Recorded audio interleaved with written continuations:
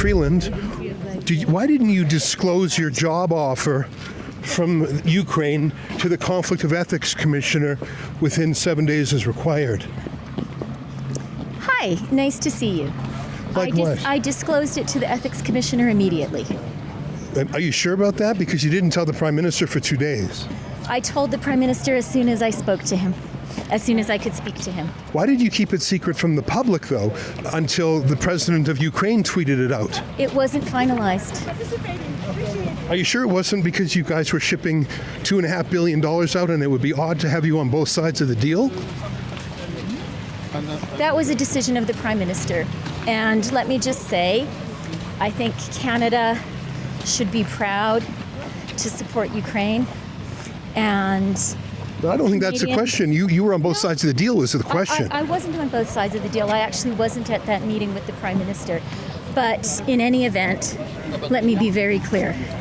Ukraine is fighting for Canada's security and for Canada's democracy. But that doesn't, no one's disagreeing with that in our conversation. Let me finish, please. I answered your questions very clearly. Go ahead.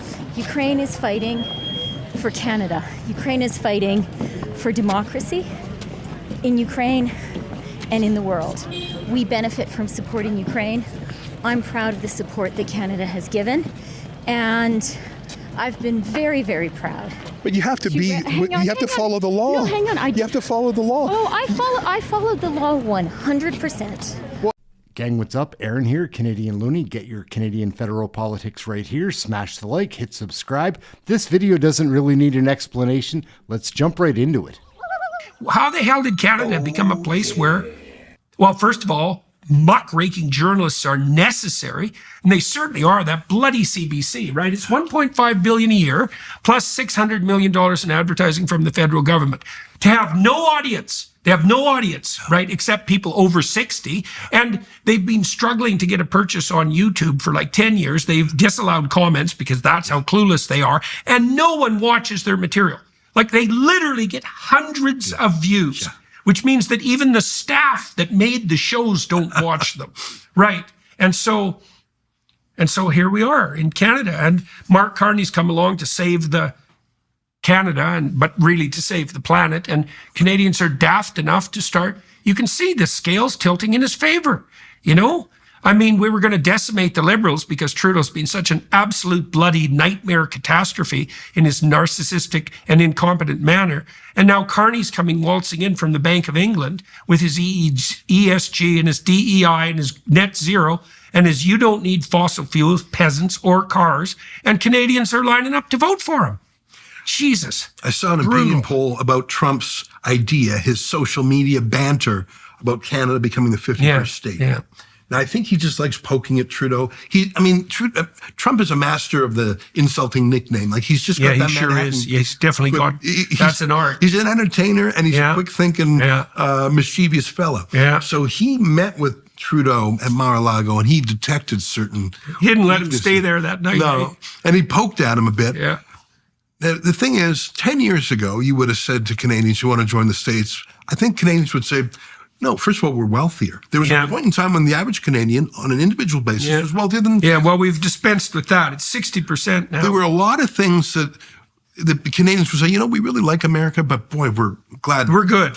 But what's happened over the last 10 years on everything, forget tangible things like money, mass immigration, crime. Yeah. What about intangibles? What about a prime minister who took John A. Macdonald off our $10 bill, who says the country has no national identity, but insults Daniel Smith for not being patriotic enough to sacrifice the Alberta economy to Canada, a Canada that's a patriarchal, oppressive, you know, what would you say, post-colonial, identityless state. And he said those things in an interview with a foreign newspaper, nonetheless. It was the New York Times. Yeah. But not just that, Trudeau says we're a genocidal country. Yeah, right. And the genocide continues. Yeah. He says we're sexist, transphobic. He, in so many ways, he makes grand apologies all the time, but not for himself, for the country. Yeah.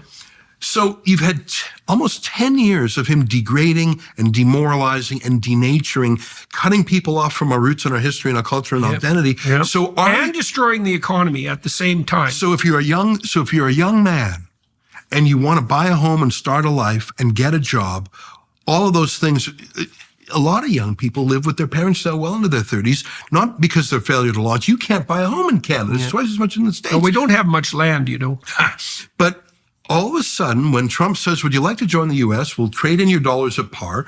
There'll be no tariffs and you'll have a strong military. Yeah. You know what? You're a young man. And for 10 years, you've been told by Trudeau that your country means nothing. It's just a hotel. Worse than nothing. And here's this strong, masculine guy who's commanding authority, and he truly is making America great again. And when he says that, it's plausible. And when he says he's a got golden these age, monsters like Musk on his side who were tromping through the grapevine. and the world is bending the knee to him, whether it's the Japanese prime minister or a Korean investor or whatever. Oh, yeah, and he just made a deal with the Japanese prime $1 trillion minister. deal. Yeah. For a deal where Trudeau had, because the Japanese prime minister had come to Canada and Trudeau said, we can't make a business case for that. Right. So is it surprised that young men of all the demographics say, you know what, I'll take Trump up on that deal? Yeah. I forget I think it was 43%. I think 43% of young men, I'm going from memory here, said, yeah, we'll take that deal. And that's without a campaign. That's just based on a few tweets. Casual. And Instagram. And there's many things to love about America. I mean, there's an amazing number of things to love about America. But imagine abandoning your history, your culture, your tradition, your borders, your institutions. That's how Trudeau has eroded in the country. Yeah. And I don't blame Trump for finding that weakness and shaking it. Yep. That's what you do when you're America first. You get, and when you're negotiating. And I don't think Canada's learned a damn thing from it yet. I mean, the Quebec premier came out this week and basically said there was no damn way they were going to put pipelines across the country. Right? You can't make an economic or a global case for that. It's like, hey, have it your way, buddy. Where do you think your transfer payments are going to come from if Alberta decides to pack up and leave? Just a reminder, gang, smash the like, hit subscribe. We work really hard at this stuff. Let's get back to the video. I think that Mark Carney's ideas are 10 years too late. 10 years ago, carbon taxes, ESG, wokeism. Yeah. And he made a little statement the other day saying he's for wokeism. In his mind, that means inclusiveness. That's not what woke means one bit. Yeah. So he knows exactly what it means. He knows to the degree that he knows what anything means. He absolutely is the World Economic Forum candidate. Absolutely. But I think that and a leader rather than a follower, because Trudeau was a follower. Right. Carney's a leader. Carney is smart, and Carney is a doer. Like, you don't get those chairman of Brookfield, the governor of the Bank of Canada and the Bank of England. Yeah, well, and he looks to Canadians, and you can understand this. Carney looks like someone with vast international experience and credibility. Gravitas. Yeah. He looks the part. Yeah, he certainly does. Well, Trudeau looked a certain part to it quite effectively. But this is different. Carney has that senior statesman appeal, but values that, and then for Carney to announce his leadership as an outsider, it's like that I see. So you're going to start off on with an American TV channel. Lie. Hey, yeah. I'm an outsider. I can't imagine any American candidate for president announcing their candidacy on a foreign network. Could you imagine Trump or Kamala Harris announcing they're running for the president of the United States on the BBC? Yeah. But absurdly, Mark Carney announced his candidacy in New York City. I think if Carney takes over, he's going to win on March 9th. Yeah. And then he's going to do a deal with the NDP, and he will become prime minister till October without ever having won an election. I think they'll stretch it out till September of 2026 because there is some grounds for presuming they could do so. Well, look, what's the alternative? Yeah. At the moment, unless things invert in the polls, if Carney led the Liberals to an election, they're going to get decimated. So why would you do that? Right. I'm also worried about foreign meddling. Carney is deep with China, communist China, and that's been a problem in Canada. There was the various CSIS, that's Canada's spy agency, saying that the Chinese Communist Party interfered in at least 11 electoral districts. Trudeau turned a blind eye to it because he was the beneficiary of that. In fact, communist donors would come and make donations directly to the Trudeau Foundation. I'm worried about ties to China, and I'm worried about ties to Iran. And I just don't think that Canada is going to survive as a first-ranked nation if the Liberals aren't turfed this year. Are we a first-ranked nation now? we're clinging on by our fingernails. The only reason we're still a first-ranked nation is because Europe has done itself in at about the same rate Canada has. And we're lucky that we're right next to America. Not only do we benefit economically, but a lot of their cultural discussions wash over into us.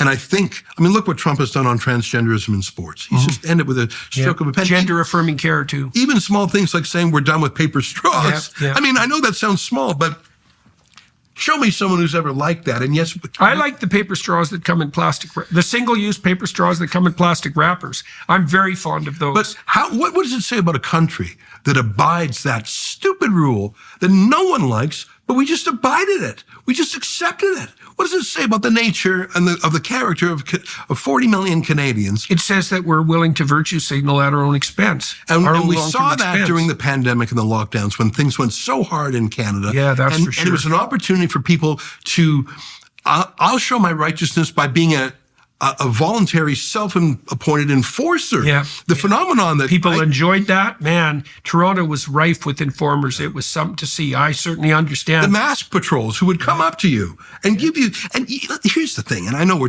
pandemic's gone now, but this said something about our character. If we could have another one. If you actually were worried about the virus, and you saw someone without a mask, you would walk away, you would run away, you would take your children and run. If someone with Ebola came into the mall without a mask, you wouldn't go up to them and say, hey, put on your mask.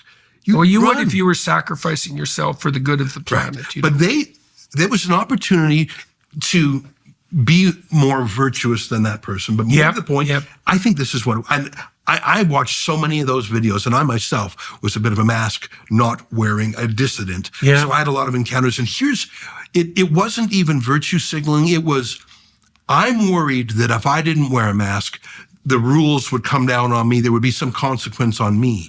So if you're not wearing a mask and no consequences are happening to you, the world is out of joint. And I made the wrong decision. You're an indication of my cowardice. I must fill the gap and be the consequence to you to justify my cowardice. Yeah. So it's not so much that I'm better than you. It's, oh my God, you're getting away with it, and I didn't think I could. I better stop you from getting away with it, because otherwise, what's my excuse for being so submissive?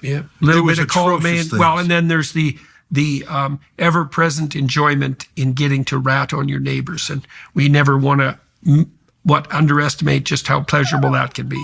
Everyone has an opinion about Canadian federal politics. My name's Aaron. This is Canadian Looney. We're going to wrap it up. If you've enjoyed this video, please leave a comment below. Check out this playlist. Check out this video. Thank you all so much for watching. Smash the like, hit subscribe. Aaron at Canadian Looney. Ciao for now. We'll catch you in the next one. Thanks again for watching. We're out.